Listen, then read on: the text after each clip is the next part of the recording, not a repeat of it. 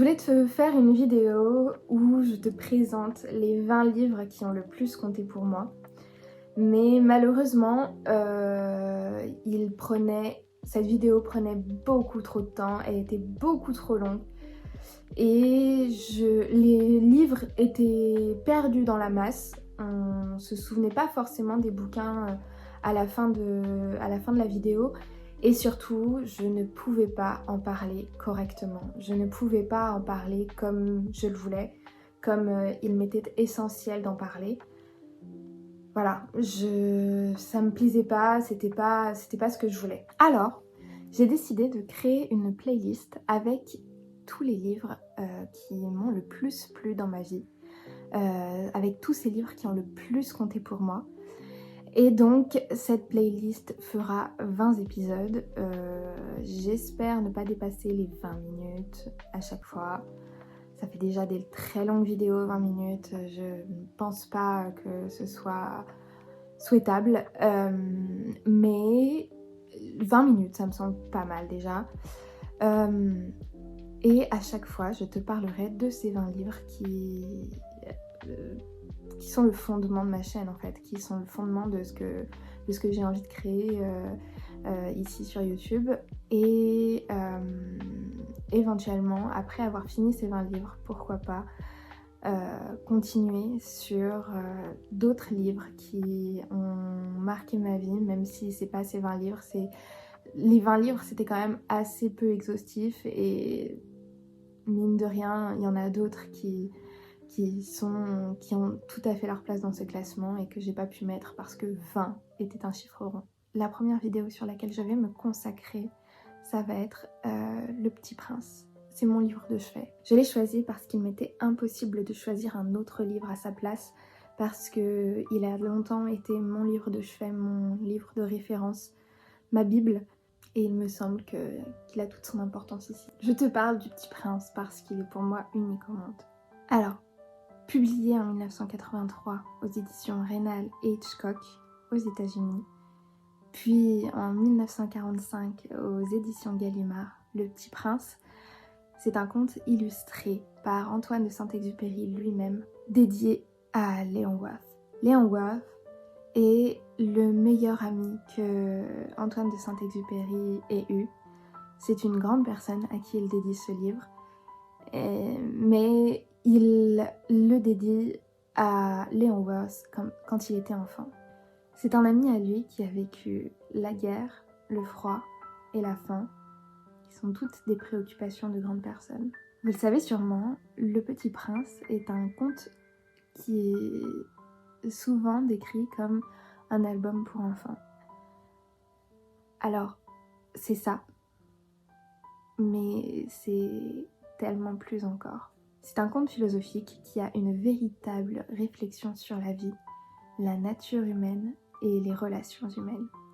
Saint-Exupéry parle aussi bien aux adultes qu'aux enfants dans le livre. C'est le livre qui prend le plus les enfants au sérieux selon moi. Dans cette vidéo, nous allons voir comment Saint-Exupéry, par une quête de sens, nous fait une véritable éloge de l'enfance et une critique du monde des adultes. Le narrateur, qui est notre aviateur et qui dit écrire le livre, rencontre un enfant mystérieux dans le désert du Sahara alors qu'il y est échoué.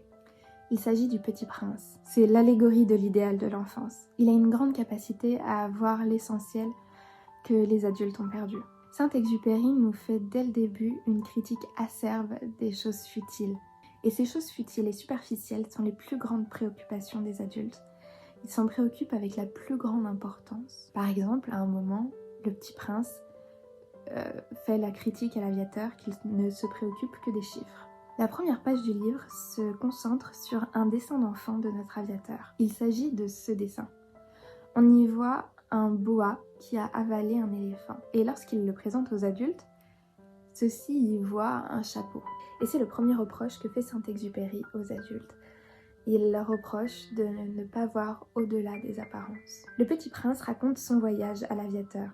Il explique qu'il a traversé des planètes où il a rencontré beaucoup de personnages qui sont des archétypes des adultes. Ils ont tous une obsession qui les éparpille de l'essentiel. Le roi, qui se pense maître des étoiles, représente l'autorité, déconnecté de toute sa réalité.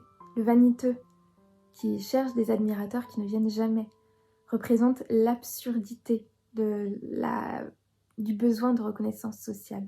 Et le businessman, qui compte les étoiles pour les posséder, représente la cupidité et l'obsession des possessions matérielles. Ils sont tous des archétypes de l'adulte qui est enfermé dans des obsessions qui le rassurent.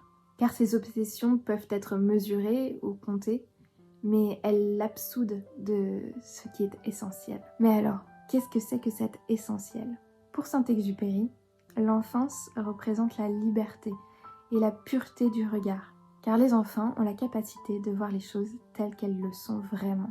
Le Petit Prince a la capacité de voir l'essentiel du monde, de comprendre grâce à sa naïveté des choses qui sont imperceptibles aux yeux des adultes. Il y a une véritable dissonance entre les adultes et les enfants pour Saint-Exupéry.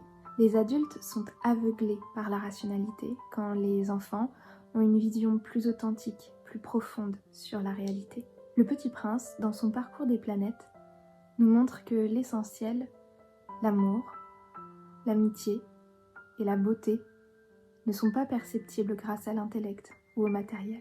Les enfants sont tout à fait différents des adultes. Ils sont capables de voir les symboles et de lire entre les lignes, de faire des liens invisibles, comme par exemple le dessin du boa où les adultes sont incapables d'imaginer. Antoine de Saint-Exupéry nous invite à retrouver notre capacité naïve à imaginer et à nous exfiltrer de ce monde utilitaire et dénué de poésie selon lui. Dans sa quête à l'amour et à la beauté, le Petit Prince nous rappelle que l'imaginaire et les émotions sont des choses essentielles à l'existence. La quête de sens est fondamentale dans la compréhension du Petit Prince. Il cherche à comprendre le monde et sa place dans celui-ci. Et le renard a une place quasi centrale dans celui-ci. Et le renard a une place quasi centrale dans le conte. Lorsque le Petit Prince rencontre le renard, il apprend une leçon essentielle. Tu deviens responsable pour toujours de ce que tu as apprivoisé. Il apprend l'engagement dans les relations humaines. Pour Antoine de Saint-Exupéry, l'amour et l'amitié ne sont pas des choses superficielles. Ce sont des relations profondes qui demandent de l'engagement et de la compréhension. Le renard apprend aussi une chose essentielle au Petit Prince. Il faut du temps et de la patience pour construire une relation saine. Et ce qui rend une relation unique, c'est le temps que l'on y consacre. Et puis, le Petit Prince, dans son voyage, apprend à aimer et à souffrir. Sa rose est unique pour lui. Elle est la seule parmi toutes les autres roses qu'il a envie d'aimer. Ce lien entre la rose et son prince devient central dans la quête de sens. Et la douleur que le Petit Prince a à la quitter montre son attachement pour elle. Et c'est un thème très poignant du conte. L'amour avec la souffrance est la plus grande source de sens. Le thème de la mort est central pendant tout le livre. À la fin, le Petit Prince disparaît et on est confronté à l'idée de la finitude, mais aussi de la transcendance.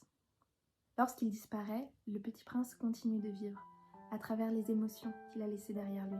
La mort, pour Saint-Exupéry, n'est pas une fin, mais une transformation. On se libère de l'enfermement du corps et de la matière pour parvenir à une immortalité laïque et philosophique par l'amour et le souvenir. La rencontre avec le serpent constitue la fin physique du Petit Prince, mais c'est plutôt un passage symbolique vers une autre forme de vie. Cette rencontre pourrait symboliser la transition vers un autre état d'être, la libération du corps charnel. Ça n'engage que moi, mais j'ai l'impression qu'on peut voir à travers cette fin, à travers cette mort, la consécration philosophique du Petit Prince. Le fait qu'il se débarrasse de toutes ses préoccupations d'adulte et de toutes ses questions philosophiques. Le fait qu'il aurait trouvé réponse à ces questions. Parce que le Petit Prince traverse des choses très compliquées à son échelle. On rappelle que c'est un enfant, qu'il est seul, qu'il ne comprend pas les adultes et que eux ne les comprennent pas, et qu'il doit quitter sa rose. Il est joyeux et curieux, mais il est quand même triste, il est très mélancolique ce Petit Prince. Mais sa souffrance est motrice de son évolution. Il doit achever cette quête de sens, il doit trouver une réponse existentielle à ces questions. Il doit comprendre l'amour, la perte et la responsabilité. La souffrance n'est pas une fin en soi. Et la disparition n'est pas une destruction, mais une transformation. Le serpent a un rôle ambigu. Il est la figure de la transition à travers les mondes. Il dit au petit prince qu'il peut le rendre léger, ce dont le petit prince a besoin pour retourner à son astéroïde. Et le sacrifice a un rôle clé par rapport à son lien avec la rose. 1. Il se sacrifie en quittant sa rose. Il souffre, mais c'est pour découvrir le monde, ce qui est une quête plus grande que son bonheur. 2. Il se sacrifie de façon ultime avec le serpent. Il transcende sa souffrance humaine, sa souffrance physique, sa souffrance terrestre, pour retourner sur son étoile avec sa rose. Et dans le livre, on peut y voir l'amour ultime qu'il a envers lui-même et envers sa rose. Le petit prince n'est pas désespéré, pas du tout. Il se sépare de son enveloppe charnelle par réalisation plutôt que par fuite. En conclusion, Le Petit Prince, en tant que conte, est un appel à la réhumanisation du monde. On en appelle à l'importance de retrouver des relations profondes et authentiques. On en appelle à la redécouverte de l'essentiel, qui ne peut être vu par les yeux, mais par ce que l'on a au plus profond de soi. Dans un monde matérialiste, Antoine de Saint-Exupéry nous invite à prendre Le Petit Prince comme un guide pour se réapproprier nos cœurs. Voici mon secret. On ne voit bien qu'avec le cœur, l'essentiel est invisible pour les yeux.